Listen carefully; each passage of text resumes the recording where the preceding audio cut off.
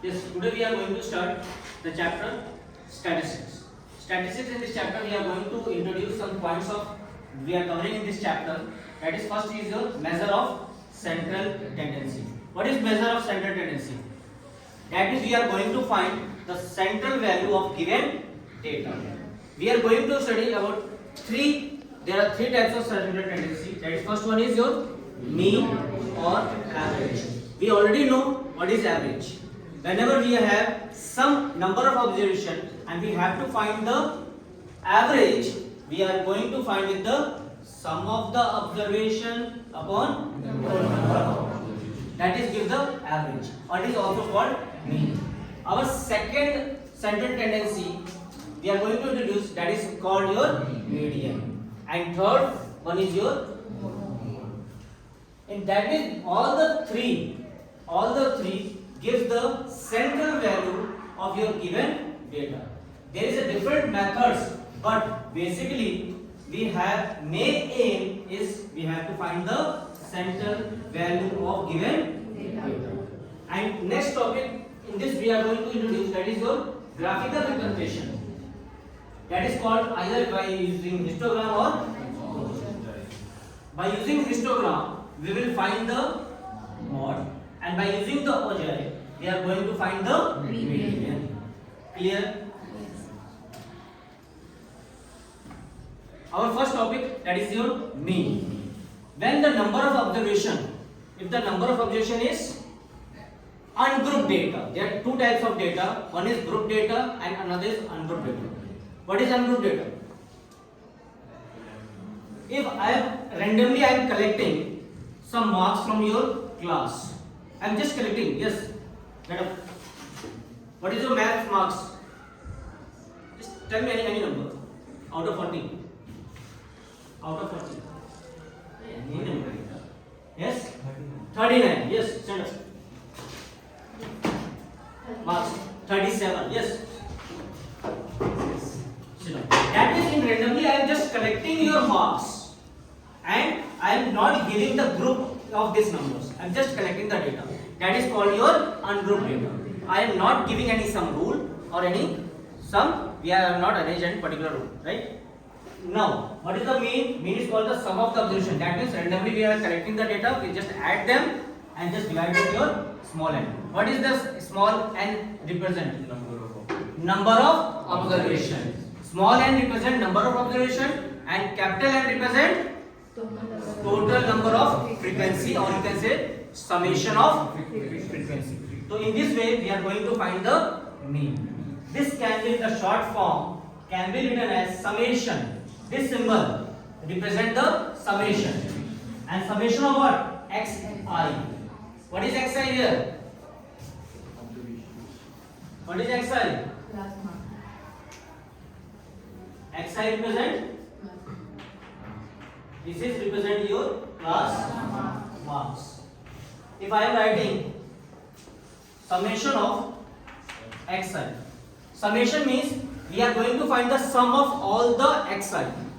If we suppose I value is 1 to 10, 1 to 10 means what? We can write in the expanded form, we can write as x1 plus x2 plus up to x10. That means I am finding the sum of all the 10 observation. That is summation of xi.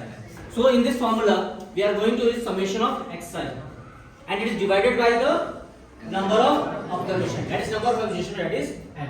So in this way we are going to find the mean for ungrouped data. Clear? Now our second topic is your median. What is median?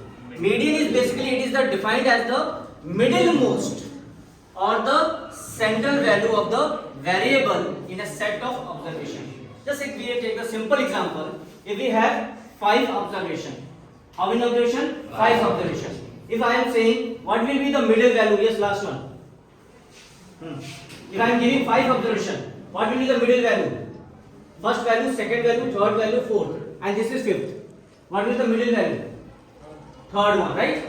That means when the number of observation is your odd, number of observation is odd. That means in that case we are getting the number of observation third value. That means number of observation depend on your number, that is whether it is odd or it is even. If n is odd, then we have the some formula for finding the middle value of the given observation, middle value. And we know as per definition, median give the middlemost or central of the value in the set of observation. Clear? Now, and the final third topic is your mode. What is mode? The item which is occurred most frequently, which is repeated most of the time. Suppose I am giving in the class group, if we have the number of students also there who are getting 10 marks. Suppose that 10 marks we are getting 3 students. 14 marks we are getting 2 students. So most frequently data is 10. So maximum value, that is maximum number of times, is called your clear. Now in mean, we are going to find the mean again by our average by the for which data? Group data. Before this we have seen ungrouped data. For finding the mean or average of group data, we have 3 types of methods. First method is called your direct method. It is mean summation of fi into xi. That means we multiply frequency with our xi and divide with the frequency fi. Clear? Already we have discussed about what is your xi. Class mark. What is your fi? Frequency, number frequency, right? And summation, this symbol is represented as sigma. And this is called the summation of whatever we have written. If we have written here fi xi, that means it is the summation of fi into xi. But in this case it is written fi. That means it is written as summation of fi. Clear? That means we are basically finding the total frequency. We are finding the total fi into xi. If we elaborate this fi xi, summation of fi xi, suppose I will be 1 to 5. If we expand this, it can be written as, that means we are putting the value I from 1 to 5. 1 by 1, we put the first I equal to 1. We are putting I equal to 1, this will be equal to f1 x1. We are moving from 1 to 5. That means second case we have the I as f2 x2, then f3 x3, and it will be till last value will be f5 x5. So we are getting the summation of fi xi. Clear? This is called your direct method, right? Your second method is called assumed mean method, or it is also called shortcut method. In assumed mean method, the formula is a plus summation of fi di upon summation of fi. What is the a represent? A is called the assumed mean. Di is your xi minus a. That means basically what we are doing, we are converting our xi. We are converting our xi in di. You make the column. First column is your xi.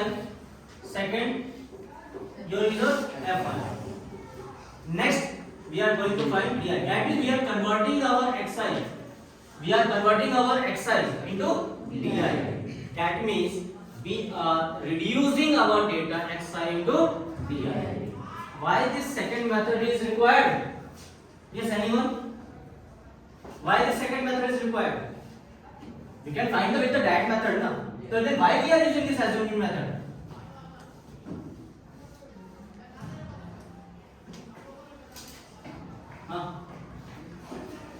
Why we are using this second method? Why it is required? Just stand up and to make the calculation. to make the calculation easy. Just I have tell you that xi, we are converting our xi into di. And what is di? Di represent xi minus a.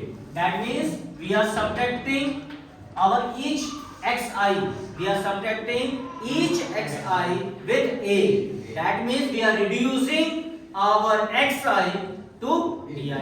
That means we are reducing our data. if we reduce the data, it is easy to calculate. That's why we are required the second method, that is called the shortcut method or assuming method. In this, what is your A? Suppose we have 5 data. We have 5 data and corresponding it we have 5 frequencies. Right? So what will be the assumed mean? Assumed mean basically it is the middle value of your from xi. So middle value of xi is your x3. So this is called your assumed mean. And already we know the formula of di. Di is your xi minus a. That means if we subtract x3 with your assumed mean, which is your itself x3, so this will give the value 0. That means in the column in which we are assuming data xi as assumed mean, corresponding to that your di will be always 0, and as we are subtracting, the data will be your reduced. Clear? In this way we are finding the assumed mean method or called shortcut method. In this required we are converting our formula. In the first formula it is fi xi. When we are using assumed mean method, they are converting xi into di. So the formula is reduced to fi di. In place of xi we are writing di. That means our next column, in the next column we will multiply your fi with di. That means we are not multiplying with xi. So this is your called your assumed method or shortcut. And the third method is called step deviation method. In this method also we are going to use a as assumed mean, but new object is that is your ui. What is your ui? Ui is di upon h, or you can say xi minus a upon h. That means if you make a step third method, then your next column will be your ui, and ui will be di upon h.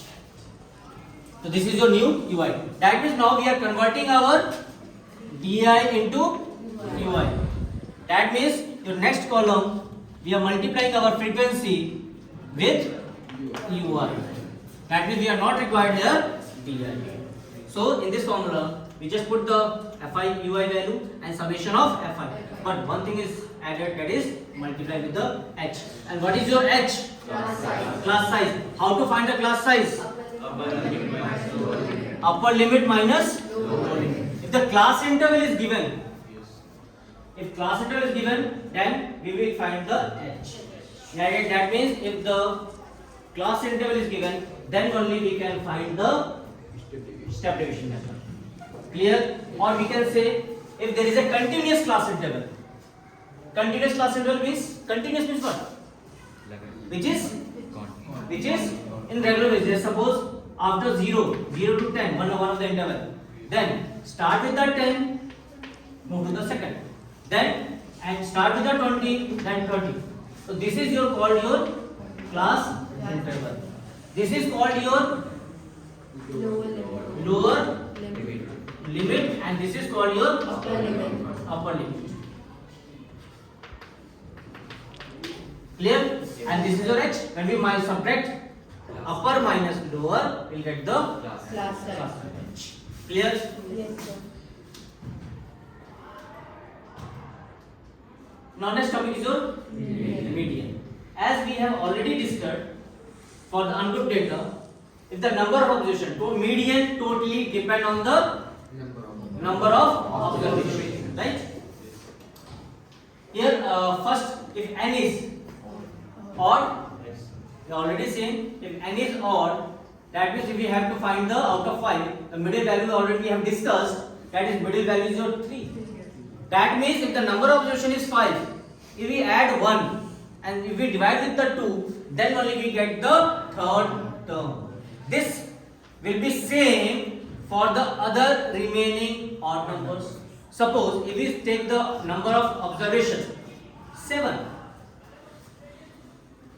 Number of observation 7. Then what will be the middle value? Two value and then middle 5. Sure. If I am giving number of observation is 7. So first we identify this is your odd number. And if it is odd, then if we add 7 plus 1, we will get the 8. If we divide with 2, we will get the 4. That means this will be fourth observation. And this is fourth observation, not the value. Yes. Clear? So this is your fourth observation. That means at the fourth observation, whatever with the data is there, that will be your called median. This is according to your when n is odd. Then second is your when n is even. When n is even, that means we have two middlemost values. Simple example we have already taken. If we have taken the number of observation as 6, if the number of observation is 6, what will be the middle value? Third and fourth. If we leave the last two value and first two value, so middle value will be 2.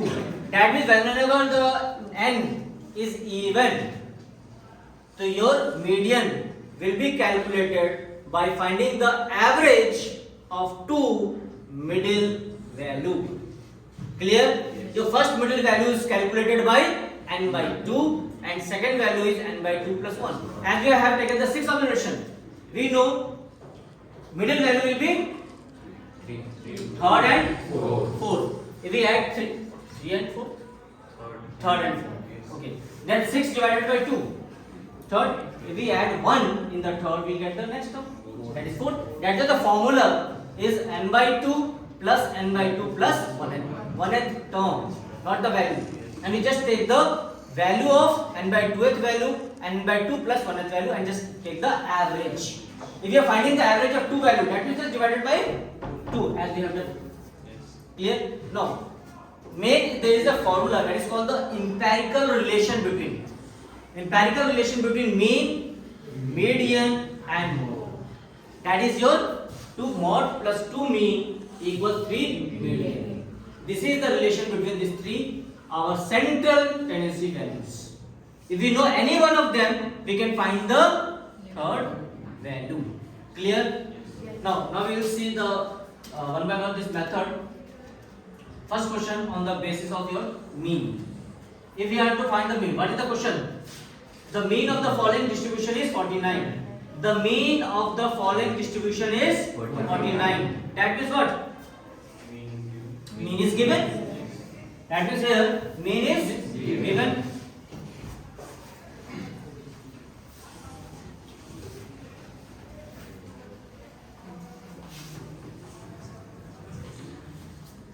If mean is given, that means we know x bar represent the mean. What is the value? 49. Then we will make this two column, that is class interval and second is frequency. If the 0 to 20, 20 to 40, that means this is your given class interval. So we make the two column. First column is your class interval and second column is your frequency. So what is your class interval? 0 to 20, 20 to 40, 40 to 60, 60 to 80 and last value. Okay. Now what is the frequency?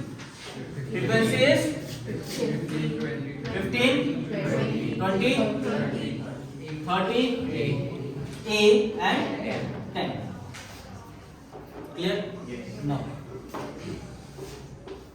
What will be the next column?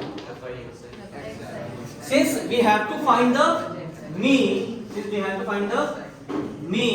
and we know the formula for the mean is your summation of fi xi divided by summation of fi. That means we require the multiplication of fi into xi. So your next column will be first xi. Since xi is not given, we have to find the xi. And we already know how to find the xi. Xi is called class mark. And how to find the xi? Xi will be upper limit divided by d. Clear? That means what is your lower limit? Upper limit 20. That means the first data will be 0 plus 20 by 2. That means this will